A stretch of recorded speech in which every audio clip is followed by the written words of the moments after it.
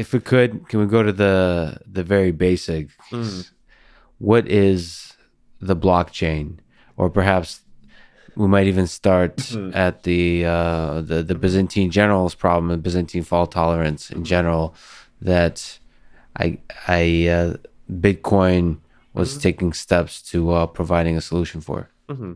So the Byzantine generals problem, it's this paper that Leslie Lamport published in 1982, where he has this thought experiment where if you have two generals that are kind of camped out on opposite sides of a city, and they're planning when to attack the city, then the question is, and if how could those generals coordinate with each other? And they could send messengers between each other, but those messengers kind of could get sniped by the enemy on the road. Some of those messages could end up being traitors, and if things could end up happening.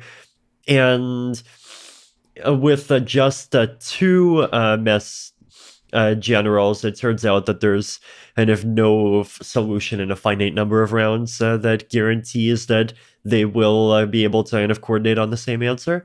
But then in the case where you have more than two generals, and then Leslie analyzes cases like, are the messages kind of just oral messages? Are the messages kind of signed messages? So I could give you a signed message, and then you can pass along that signed message, and the third party can still verify that I originally made that message.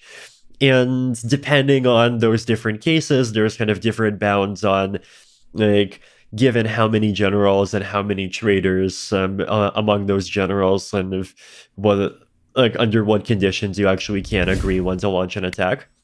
So it's actually a big misconception that the Byzantine generals problem was unsolved. So Leslie Lamport solved it.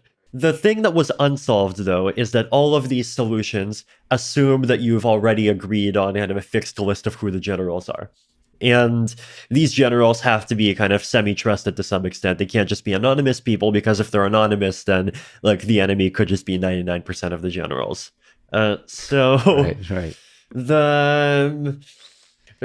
In the 1980s and the 1990s, kind of the general use case for distributed system stuff was more kind of enterprisey stuff, where you could kind of assume that you know who the nodes are that are running these kind of computer networks. So if you want to have some kind of decentralized computer network that pretends to be a single computer and that you can kind of do kind of operations on, then it's made out of these kind of 15 specific computers, and we know kind of who and where they are, and so we have a good reason to believe that, say, at least 11 of them would be fine.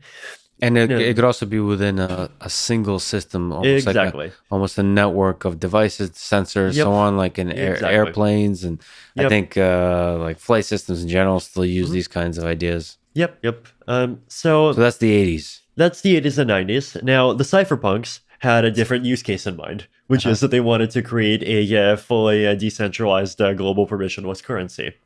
And the problem here is that they didn't want any authorities, and they didn't even want any kind of privileged list of people. Right. And so now the question is, well, how do you use these techniques to create consensus when you have no way of kind of measuring identities, right? You have no way of kind of determining whether or not some 99% of participants aren't actually all the same guy.